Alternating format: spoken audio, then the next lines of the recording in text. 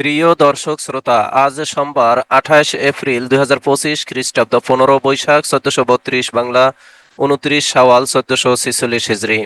সংবাদপত্র শিরোনাম পাঠের শুরুতেই যুগান্তর পত্রিকা। যুগান্তর পত্রিকায় শিরোনাম করা হয়েছে, কারখানায় উৎপাদনে ধস, শিল্পের গ্যাস যাচ্ছে বিদ্যুতে, শিল্পে গ্যাস সংকটের প্রভাব। গাজীপুর শিল্পাঞ্চলে দৈনিক চাহিদা 600 থেকে 700 মিলিয়ন ঘনফুট, দেওয়া হচ্ছে 450 মিলিয়ন ঘনফুট। নারায়ণগঞ্জ, কোনাবাড়ী, শফিপুর, চন্দ্রা ও গাজীপুরের বেশিরভাগ রপ্তানিমুখী কারখানায় গ্যাসের চাপ শূন্যে নেমে গেছে। গার্মেন্টস ও টেক্সটাইল মিলগুলোর উৎপাদন 70 থেকে 90% হ্রাস। উৎপাদন ব্যয়ের ঊর্ধ্বগতির কারণে দেশের অন্তত 20টি টেক্সটাইল মিল বিক্রির প্রক্রিয়ায়।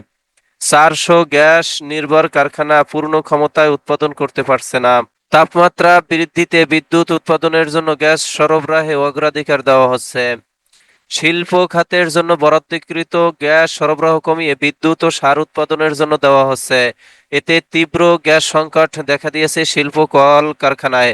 গ্যাস না থাকায় কারখানাগুলোর উৎপাদনে ধস নেমেছে। গার্মেন্টস ও টেক্সটাইল মিলগুলোর উৎপাদন 70 থেকে 90% পর্যন্ত কমে গেছে। অনেক কারখানা বন্ধ হওয়ার পথে। দেশের একটি বৃহৎ শিল্প প্রতিষ্ঠান পেট্রোবাংলা চেয়ারম্যানকে চিঠি দিয়ে এই উদ্বেগের কথা জানিয়েছেন। বাংলাদেশ টেক্সটাইল মিল অ্যাসোসিয়েশনের পক্ষ থেকেও গ্যাস সংকটের বিষয়ে পেট্রোবাংলার চেয়ারম্যানকে চিঠি দেওয়া হয়েছে। গ্যাসের অভাবে গত কয়েকদিনে প্রায় 400 গ্যাস নির্ভর কারখানা পূর্ণ ক্ষমতায় উৎপাদন করতে পারছে না। বিশেষজ্ঞদের মতে, শিল্পের গ্যাস বিদ্যুৎ উৎপাদনে সরবরাহ দেশের অর্থনীতির জন্য ভয়ঙ্কর দুঃসংবাদ। গ্যাস বিতরণ কোম্পানিগুলো জানিয়েছে, তাপমাত্রা বৃদ্ধিতে বিদ্যুৎ উৎপাদনের জন্য গ্যাস সরবরাহে অগ্রাধিকার দেওয়া হচ্ছে। এর সরাসরি প্রভাব পড়েছে দেশের প্রধান শিল্প অঞ্চলগুলোতে। তারুণ্যের সমাবেশ করবে বিএনপির 3 সংগঠন। ঢাকা সহ দেশের বিভাগীয় পর্যায়ে তারুণ্যের সমাবেশ করবে বিএনপির 3 অঙ্গ ও সহযোগী সংগঠন। আগামী মাসের প্রথম সপ্তাহ থেকে এ সমাবেশ করবে যুবদল, স্বেচ্ছাসেবক দল ও ছাত্রদল। 7 মে চট্টগ্রাম থেকে এই কর্মসূচির শুরুর কথা রয়েছে। দেশের তরুণ ও যুব শ্রেণীর সমর্থকদের টানতে এই উদ্যোগ নিয়েছেন সংগঠনের শীর্ষ নেতারা।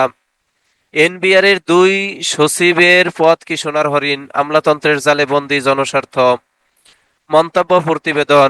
যার হাতে রাজস্ব আদায়ের ক্ষমতা তাকে পলিসি প্রণয়ন ও মনিটরিং এর দায়িত্ব দেওয়া যাবে না, প্রশাসন ক্যাডার কর্মকর্তাদের অভিমত।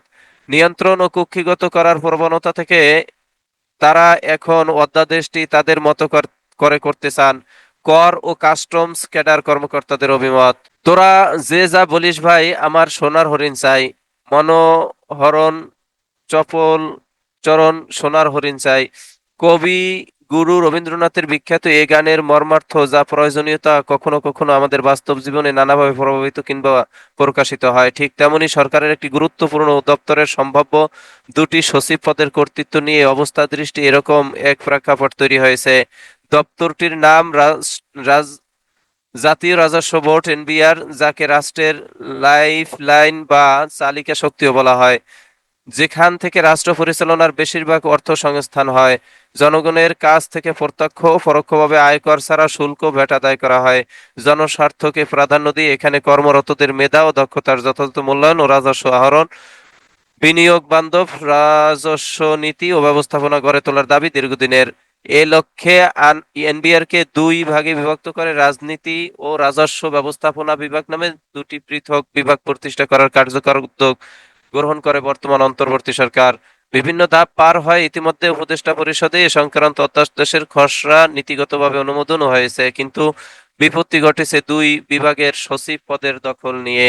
সংঘবদ্ধ ধর্ষণের নেপথ্যে বয়ফ্রেন্ড ও সহপাঠীরা। জুলাই শহীদের কন্যার আত্মহত্যা।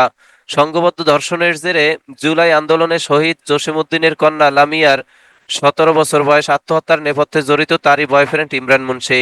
ঘটনার পর থেকে সে আত্মগোপনে চলে যায়। মামলার এজাহারে নাম না থাকা এবং বাবার রাজনৈতিক প্রভাবের কারণে ইমরানের বিরুদ্ধে কোনো ব্যবস্থা নেয়নি পুলিশ।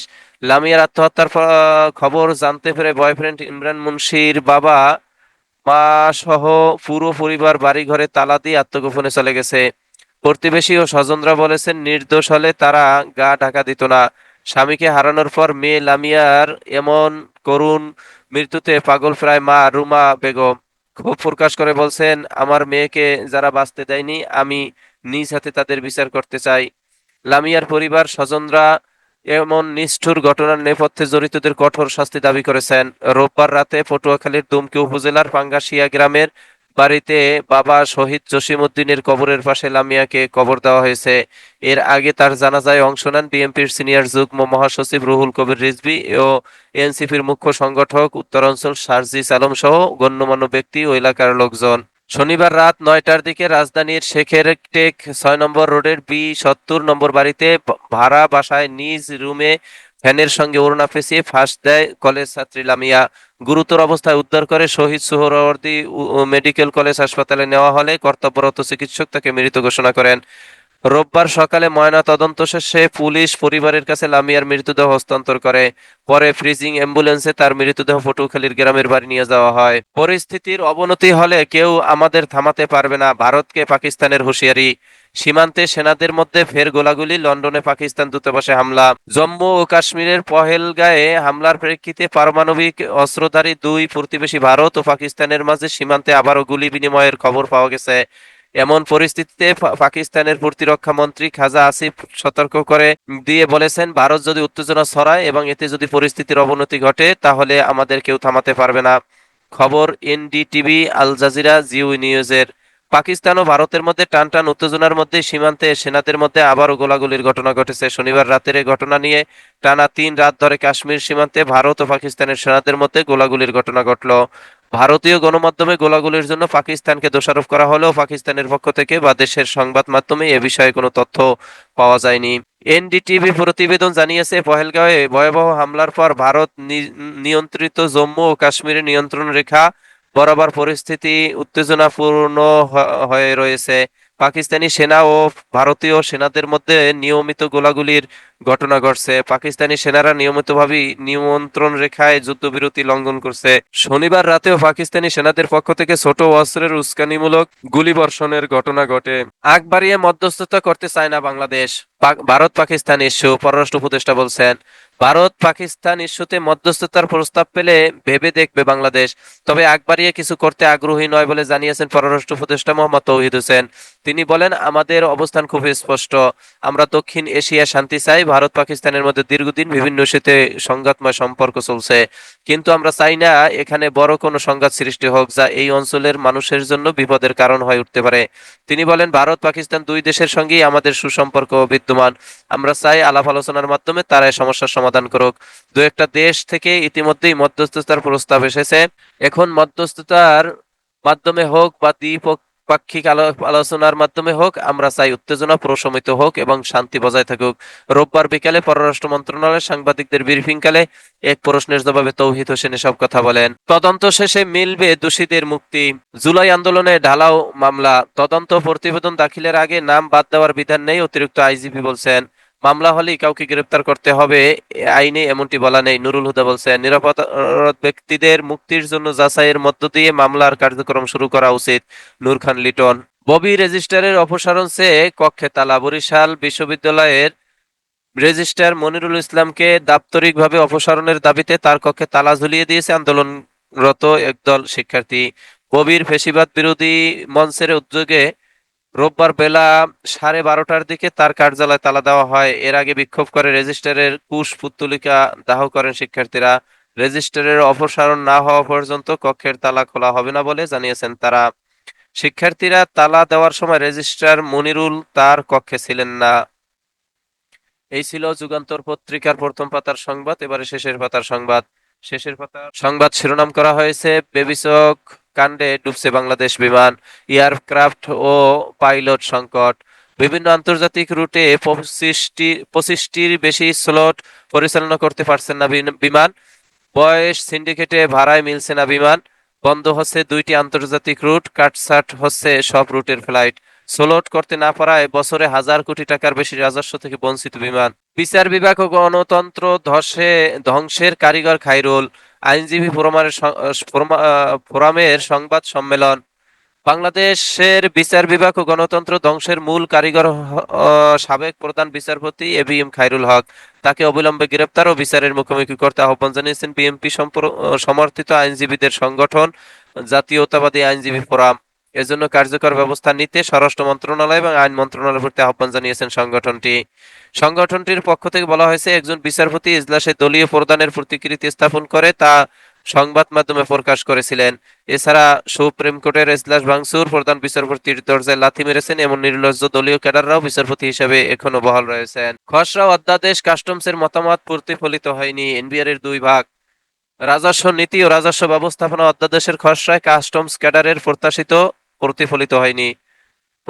প্রতিফলিত হয়নি। প্রয়োজনীয় সংশোধন ছাড়া এই অধ্যাদেশ কার্যকর হলে তা এনবিআর সংস্কারের মূল লক্ষ্য উদ্দেশ্যকে ব্যাহত করবে এবং কর জিডিপি অনুপাত বৃদ্ধির প্রতিবন্ধক হতে পারে। রোববার বিসিএস কাস্টমস অ্যান্ড ভ্যাট অ্যাসোসিয়েশনের এক প্রেস বিজ্ঞপ্তিতে এই উদ্বেগের কথা জানানো হয়েছে। অভিভাবকহীন ক্যাম্পাসে নিরাপত্তা নিয়ে শঙ্কা। খুলনা প্রকৌশল ও প্রযুক্তি বিশ্ববিদ্যালয় ক্যাম্পাসের বাইরে 4 শিক্ষার্থীকে পিটিয়েছে দুর্বৃত্তরা। চট্টগ্রাম জয়ের খোঁজে বাংলাদেশ, আজ শুরু দ্বিতীয় টেস্ট। নির্বাচনে ভোট কেন্দ্রে সিসি ক্যামেরা চায় জামাত, মাইকেল মিলারের সঙ্গে বৈঠক। নদী ভাঙ্গনে উদ্বাস্ত কোটি মানুষ, মরণপাত, ফারাক্কার ভয়াল থাবা শেষ পর্ব।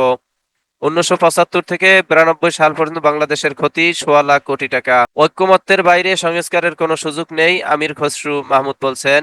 বিজিবির সঙ্গে বিএনপির বৈঠক। বিএনপির ঘাঁটিতে চূড়ান্ত জামাতের প্রার্থী। কিশোরগঞ্জ 2 ত্রয়োদশ সংসদ নির্বাচন। এই ছিল দৈনিক যুগান্তর পত্রিকার শিরোনাম। এবারে ইত্তেফাক। দৈনিক ইত্তেফাকে শিরোনাম করা হয়েছে, বিপক্ষে বিএনপি, পক্ষে জামাত, আনুপাতিক পদ্ধতি ও আগে স্থানীয় সরকার নির্বাচন ইস্যু। বিএনপির সঙ্গে সহমত মিত্র দল জোটগুলো, জামাতের সঙ্গে মিত্র ইসলামী আন্দোলন সহ কয়েক ইসলামী দল ও এনসিপির। আল জাজিরাকে বললেন প্রধান উপদেষ্টা, শেখ হাসিনাকে চুপ রাখতে পারবেন না বলে জানান মোদি। এখনো মানুষ মনে করে বর্তমান সরকার এখনো তাদের জন্য ভালো সমাধান। অন্তর্বর্তীকালীন সরকারের প্রধান উপদেষ্টা অধ্যাপক মোহাম্মদ ইউনূস বলেছেন, ভারতে অবস্থান করা সাবেক প্রধানমন্ত্রী শেখ হাসিনাকে চুপ রাখার কথা বলা হলেও তাতে সায় দেয়নি ভারতের প্রধানমন্ত্রী নরেন্দ্র মোদি। কাতার ভিত্তিক সংবাদ মাধ্যম আল জাজিরার সঙ্গে দীর্ঘ সাক্ষাৎকারে তিনি এই কথা বলেন। সাক্ষাৎকারে জুলাই বিপ্লব, সাবেক প্রধানমন্ত্রী শেখ হাসিনার ভারতে যাওয়া, সাবেক সরকারের দুর্নীতি সহ বিভিন্ন বিষয় নিয়ে বিস্তারিত কথা বলছেন তিনি। অধ্যাপক মোহাম্মদ ইউনূস বলছেন, বাংলাদেশের পরিস্থিতি দেখে এখনো মানুষ মনে করে অন্তর্বর্তীকালীন সরকার এখনো তাদের জন্য ভালো সমাধান। আল জাজিরার বৈশ্বিক নেতাদের সাক্ষাৎকারমূলক অনুষ্ঠান টক টু আল জাজিরায় একথা বলেছেন তিনি। গতকাল রবিবার Mohammad Yunus real reform or just the new ruling class in Bangladesh শিরোনামের ভিডিও সাক্ষাৎকারটি আল জাজিরার ওয়েবসাইটে প্রকাশ করা হয়েছে।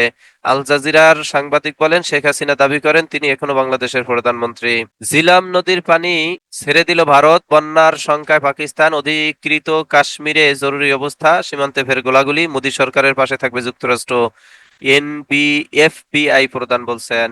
প্রতি পদক্ষেপে বিশ্বজুড়ে আলোচনা, হোয়াইট হাউসে ট্রাম্পের 100 দিন। লেবাননের রাজধানীতে ইসরায়েলের ড্রোন হামলা, বহু হতাহতের সংখ্যা, গাজায় হামলায় নিহত 50, ইসরায়েলি জাহাজে হামলা মার্কিন যুদ্ধবিমানের। সংঘাত নয়, দক্ষিণ এশিয়ায় শান্তি চায় বাংলাদেশ। এবারে দৈনিক সংগ্রামে শিরোনাম করা হয়েছে, আল জাজিরাকে ডক্টর মোহাম্মদ ইউনূস বলছেন, শিগগিরই শেখ হাসিনার বিচার শুরু হবে। জামাতের সাথে চীনা কমিউনিস্ট পার্টির প্রতিনিধি দলের বৈঠক। আমিরে জামাতের সাথে রাষ্ট্রদূতের সাক্ষাৎ। গণতন্ত্র, নারী অধিকার ও নির্বাচন পর্যবেক্ষণ নিয়ে ইউ এর সাথে আলোচনা। 43% নারীর অংশগ্রহণ ইতিবাচক। পাকিস্তান ও ভারতের মধ্যে টান টান উত্তেজনা। ভারত ছাড়লেন 272 পাকিস্তানি, পাকিস্তান ছেড়েছেন 629 ভারতীয়। বিএসএফ এর গুলিতে 2 বাংলাদেশি নিহত। ভারত ও পাকিস্তানের মধ্যে সংঘাত নয়, শান্তি চায় বাংলাদেশ, পররাষ্ট্র উপদেষ্টা বলছেন। টাস্ক ফোর্সের চূড়ান্ত সুপারিশ, নিয়মিত আয় না থাকলে মিলবে না মার্জিন ঋণ। 2 পুত্রবধূকে নিয়ে শিগগিরই দেশে ফিরবেন খালেদা জিয়া। দুর্নীতি মামলা, ইন্টারপোলের মাধ্যমে পুতুলের বিরুদ্ধে গ্রেফতারি পরোয়ানা জারির আদেশ। শেষ টেস্টে জয়ের বিকল্প নেই বাংলাদেশের সামনে। চামড়া খাতে রাজস্ব কমেছে 16 কোটি মার্কিন ডলার। এই ছিল দৈনিক সংগ্রামের শিরোনাম। এবারে আজকালের খবর। দৈনিক আজকালের খবর পত্রিকার শিরোনাম করা হয়েছে, ভারত পাকিস্তান চাইলেই মধ্যস্থতা করবে ঢাকা, নিতান্ত প্রয়োজন না হলে ভারত পাকিস্তান সফর নয়, পররাষ্ট্র উপদেষ্টা বলছেন। মানবিক সহায়তার শর্ত সাপেক্ষে করিডোর দিতে রাজি বাংলাদেশ। শিগগিরই শেখ হাসিনার বিচার শুরু, আল জাজিরাকে ডক্টর মোহাম্মদ ইউনূস বলছেন। দেশে ফিরছেন প্রধান উপদেষ্টা। বাণিজ্যের নতুন দ্বার উন্মোচিত, সিলেট থেকে সরাসরি কার্গো ফ্লাইট চালু, 66 টন গার্মেন্টস পণ্য নিয়ে প্রথম ফ্লাইট স্পেনে। 26 দিনে এলো 28,000 কোটি টাকা প্রবাসী আয়। ঈদের আগে দেশের ইতিহাসে রেকর্ড $3.29 বিলিয়ন রেমিটেন্স এসেছিল। রেমিটেন্সের সেই গতিধারা এখনো অব্যাহত। চলতি এপ্রিল মাসের 26 দিনই এসেছে $2.27 বিলিয়ন রেমিটেন্স। শিগগিরই দেশে ফিরছেন খালেদা জিয়া। সবকিছু ঠিক থাকলে চিকিৎসার পর কয়েকদিনের মধ্যেই চলতি মাসেই লন্ডন থেকে দেশে ফিরছেন বিএনপি চেয়ারপারসন ও সাবেক প্রধানমন্ত্রী খালেদা জিয়া। তার সঙ্গে দীর্ঘদিন পর বড় ছেলে তারেক রহমানের স্ত্রী ডক্টর জুবাইদা রহমান এবং প্রয়াত ছোট ছেলে আরাফাত রহমান কোকোর স্ত্রী সৈয়দা শামিলা রহমানেরও দেশে ফেরার কথা রয়েছে। তৃতীয় দিনেও এলওসিতে পাক ভারত গোলাগুলি, ভারতীয়দের রক্ত ফুটছে, মোদি বলছেন। কেউ থামাতে পারবে না, খাজা আসিফ বলছেন। আইন উপদেষ্টার বাসায় পড়ে থাকা ড্রোনে ধ্বংসাত্মক ডিভাইস পাওয়া যায়নি। দুই উপদেষ্টার সহকারীদের দুর্নীতির অভিযোগ খতিয়ে দেখছে দুদক। ধর্ষণের শিকার জুলাই আন্দোলনের শহীদ কন্যা লামিয়ার আত্মহত্যা, বাবার পাশেই দাফন। চীনা কমিউনিস্ট পার্টির প্রতিনিধি দলের সঙ্গে বৈঠক আরাকানে, স্বাধীন মুসলিম রাষ্ট্র গঠনের প্রস্তাব জামাতের। চলন্ত গাড়ি থেকে ব্যাগে টান, নারীকেও টেনে নিয়ে গেল। সিদ্ধেশ্বরীতে ছিনতাই। এই ছিল দৈনিক আজকালের খবরের প্রথম পাতার সংবাদ। এবারে শেষের পাতার সংবাদ। শেষের পাতার সংবাদ শিরোনাম করা হয়েছে শেখ হাসিনার সঙ্গে অভিনেতা সাংবাদিক সহ আসামি 407 জন হত্যা মামলা। বৈশাখী ঝড়ে নিহত এক আম লিচুর ব্যাপক ক্ষতি। কক্সবাজারে সাবেক এমপি জাফর গ্রেপ্তার। কক্সবাজার 1 আসনের সাবেক এমপি মোহাম্মদ জাফর আলমকে গ্রেপ্তার করেছে ঢাকা মহানগর গোয়েন্দা পুলিশ ডিবি। টাঙ্গাইলে জমি নিয়ে বিরোধে শ্রমিক দল নেতাকে হত্যা।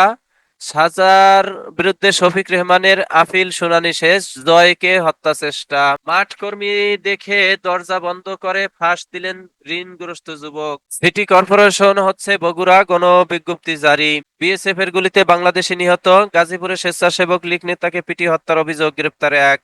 6 বিদ্যুৎ কেন্দ্র বন্ধের কারণ গ্রিড বিপর্যয়, তদন্ত কমিটি। বরগুনায় 2 শিশু হত্যা, আসামির মৃত্যুদণ্ড। পরকীয়ার জেরে গৃহবধূকে হত্যার অভিযোগ, স্বামী পলাতক। বাস ঝাড়ে নিয়ে অন্তঃসত্ত্বা স্ত্রীকে হত্যা, স্বামী গ্রেপ্তার। শেখ হাসিনা, রেহানা, টিউলিপ সহ 22 জনের গ্রেপ্তার সংক্রান্ত প্রতিবেদন পেছালো। 2টি পিএসসি গঠনের সিদ্ধান্ত নিয়েছে সরকার, আসিফ মাহমুদ বলছেন। নোয়াখালীতে বজ্রপাতে দিনমজুরের মৃত্যু। প্রেস কাউন্সিলের চেয়ারম্যান, অতীতের তুলনায় হলুদ সাংবাদিকরা কমে এসেছে। সংস্কার ছাড়া গ্রহণযোগ্য নির্বাচন হবে না, খেলাফত আন্দোলন। উড়ন্ত প্যারামোটর তৈরি করে চমক দেখালেন ফরিদপুরের মারুফ। মুক্তিযোদ্ধার দিকে তেরে গেলেন জামাত নেতা। কুবিতে চুরির অভিযোগে 2 শিক্ষার্থী বহিষ্কৃত। টেকনাফ স্বাস্থ্য কমপ্লেক্সে জনবল সংকট, ভোগান্তি চরমে। বিচার হলে আওয়ামী লীগ চালানোর মতো ব্যক্তি থাকবে না, মামুনুল হক বলছেন।